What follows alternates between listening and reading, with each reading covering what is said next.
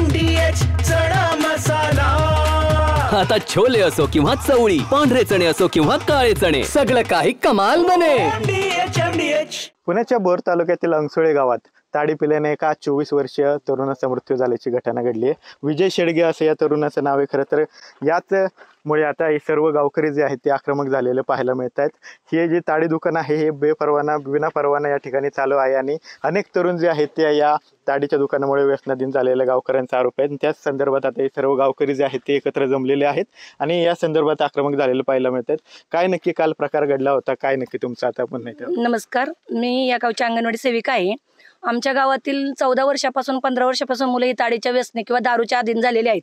जर त्यांच्या असे आज विजय शेडगे सारखा एक कुटुंबातील मुलगा, कर्तबगार मुलगा गेला, त्यांचं पूर्ण कुटुंब इथं संपलेलं आहे आणि आम्ही आतापर्यंत कायदा आणि सुव्यवस्था याच्यावरती विश्वास ठेवून थांबलेलो होतो। पण जर कायद्याने 2 दिवसामध्ये हा निर्णय घेतला नाही, आमच्या गावामध्ये पूर्ण ताडी आणि दारू ही पूर्णपणे बंद झाली पाहिजे, गावामध्ये काही राहिले नाही पाहिजे। याच्यापैकी जर कायदा आणि सुव्यवस्थाने प्रशासनाने जर आम्हाला मदत केली नाही तर आम्ही महिलांच्या माध्यमातून त्यांची दुकानाची तोडफोड करणार। आम्ही ही सर्व शेवटची संधी प्रशासनावरती देत आहे आणि आम्हाला आज या न्याय मांडण्यासाठी पत्रकार बंधूंनी चांगली मदत केली, त्यामुळे मी त्यांचं पण आभार मानत आहे। आपण पाहतोय की कुठल्याही प्रकारचं लक्ष जे आहे ते या प्रकरणात प्रशासन देत नसल्याचा आरोप या महिलांनी केलेला आहे। आपल्यासोबत काही या गावातले पुरुष मंडळी आहेत। काय नक्की गावात चालू आहे नक्की तुमचे, काय अजून किती आयुर्वेद दुकान आहेत? नमस्कार, गेल्या 5 वर्षापासून आम्ही ह्याचा पाठपुरावा करत आलो। अंगणवाडी सेविका असतील, गावातील महिला असतील, यांनी भरपूर काही प्रयत्न केले आणि आम्ही ग्रामपंचायतच्या माध्यमातून पण भरपूर प्रयत्न केले, तरी पण त्याला काही यश आलं नाही।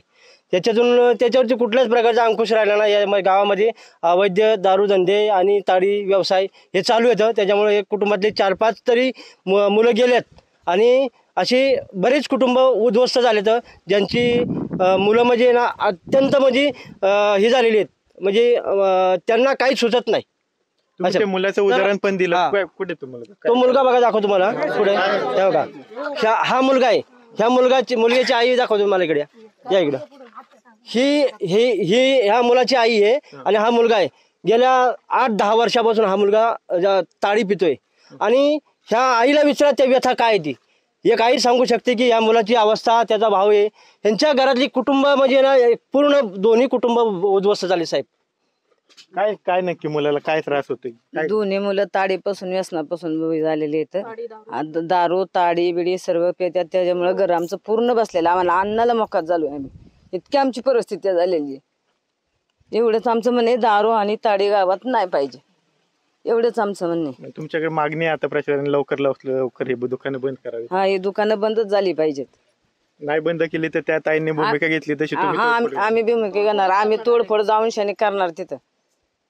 पूर्ण कुटुंबच उद्ध्वस्त झाले। हा, कुटुंब सगळं उद्ध्वस्त आहे, खायला मोकात आहे आता आम्ही। घर आमचं जाऊन बघा परिस्थिती, एक सोडून 2 मुलं, एकच नाही 2 मुलं माझ्याला बघा गेलीत, म्हणजे आम्ही जगायचं कशा उद्या?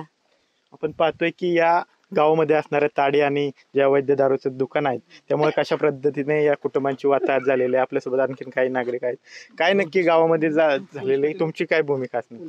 आतापर्यंत आपण अंगसुळे गावात असलेले अवैध धंदे यांच्यावर बोर पोलीस स्टेशनच्या माध्यमातून वारंवार कारवाई केली होती, परंतु त्या लोकांनी कारवाई केल्यानंतर पुन्हा ते लोक हे व्यवसाय या ठिकाणी चालू करतात आणि काही गावातीलच लोक त्यांना जामीन होतात या प्रकरणामध्ये।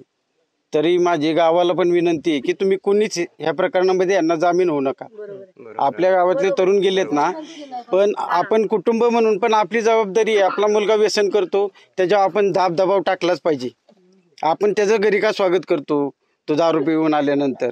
आपले कुटुंब म्हणून पण त्याची जबाबदारी आहे ना। तुम्ही पोलीस पाटील आहात, पोलिसांना वारंवार कळून काही पोलिसांकडून ऍक्शन घेतली जात नाही? पोलिसांकडून आतापर्यंत त्यांच्यावर भरपूर वेळा कारवाई केलेली आहे। पुन्हा का चालू होत आहे ते? पुन्हा चालू का होत आहे तर या ठिकाणी काय होतंय, दारू पिणाऱ्या लोकांची किंवा ताडी पिणाऱ्या लोकांची संख्या जास्त आहे आणि ह्या लोकांना आतापर्यंत आपण हे केलं, पण यांना जामीन मिळाल्यामुळे हे लोक परत येतात ना बाहेर आणि त्यानंतर ते परत ते चालू करतात। पोलिसांकडून तात्पुरती कारवाई केली जाते म्हणून त्यांची पुन्हा चालू करण्याची हिंमत होती। अहो, त्यांना जामीन जर मिळाला नाही तर हे लोक कसे परत धंदे करतील? त्यांना जामीनच होऊ नये ना गावातल्या लोकांना। तशी तरतूद असेल तर जामीन मिळतोच ना? कायद्याची तरतूद आहे मान्य आहे, पण स्थानिक लोकच का जामीन होतात? ह्याच्या मागे फार मोठं ही आहे ना रहस्य ही इथलेच लोक यांना जामीन का होतात. बाहेरच्या तालुक्यातले किंवा बाहेरच्या इतर गावातले लोक यांना जामीनच होत नाहीत. आतापर्यंत माझा अनुभव आहे. मी 8 वर्ष आता बंद होण्यासाठी काय प्रयत्न करणार? आता बंद होण्यासाठी परत माझी सर्व ग्रामस्थांना पण विनंती आहे. पोलीस स्टेशनमध्ये 18 पोलीस आणि 118 गावं आहेत. ह्या पोलीस यंत्रणेवर फार मोठा ताण असतो. त्यामुळे आपण पण सर्वसामान्य नागरिकांनी मी या भारताचा आदर्श नागरिक आहे म्हणून आदर्श घालून दिला पाहिजे. त्यांनीही आपल्या मुलांना व्यवस्थित चांगली वळण परवानाच नाहीये तर ह्यांनी पालकांचं भूमिकाच आहे, पण त्यांना परवानगी नाही तर ते विकतायत कसे? त्याच्यावर काहीतरी कोटर आतापर्यंत आहे ना त्यांना आतापर्यंत आपण भरपूर वेळा त्यांच्यावर कारवाई केलेली आणि तोडफोडीची आता भूमिका घेतली, त्याला त्याचं समर्थन कसं करा? तोडफोडीची भूमिका घेतली असेल ना तरी त्याचं स्वागतच आहे. त्याला कोणी पाठिंबा देणार नाही गावातल्या लोकांना, अवैध धंद्यांना. पण माझी नागरिकांना विनंती आहे की तुम्ही कुटुंब म्हणून पण तुमच्या मुलांकडे लक्ष द्या. आपण पाहतोय की वेगवेगळ्या प्रतिक्रिया ज्या आहेत त्या यानंतर आपल्या या सर्व ग्रामस्थांच्या ऐकायला मिळतात. लवकरात लवकर हे जी दुकानं गावामध्ये चालू आहेत ही बंद करण्याची मागणी जी आहे ती ग्रामस्थांकडून आता पाहायला मिळते. कॅमेरा पर्सन तुषार नानावरे सह विनय जगताप, TV9 मराठी, बोर, पुणे. वाह, काय आता मिळाली का चव? होय तर आता मिळाली खरी चव. MDH चंकी चाट मसाला, जीवनाला खऱ्या चवीचे रंग. असली मसाले सच MDH